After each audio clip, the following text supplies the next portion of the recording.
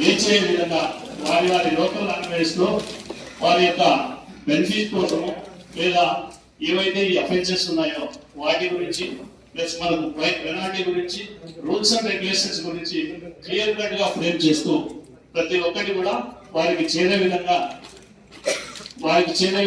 కృషి చేయడంలో మీకు కీలక పాత్ర ఉంటుంది. సో దయచేసి మీరు కూడా ఇందులో పార్టిసిపేట్ చేసినందుకు మరొకసారి ధన్యవాదాలు తెలుపుకుంటాను. కానీ సైఫుల్లా ఫ్లైఓవర్ కానీ రీసెంట్ గా జరిగాయి. ఒక 2 days బ్యాక్ సూర్యానగర్ సర్కిల్ దగ్గర కూడా. సో హెల్మెట్ ఉంటే అతను ప్రాణము వెళ్ళలేదు. అదే విధంగా లాస్ట్ డిసెంబర్ లో సేమ్ ఒక ఇన్సిడెంట్ జరిగింది NH లో, నేషనల్ హైవేలో. మన రవి పెట్రోల్ బంక్ దగ్గర హెల్మెట్ వేసుకొని తపోవనం నుంచి టువర్డ్స్ మన రవి పెట్రోల్ బంక్ సైడ్ వస్తా ఉన్నాడు.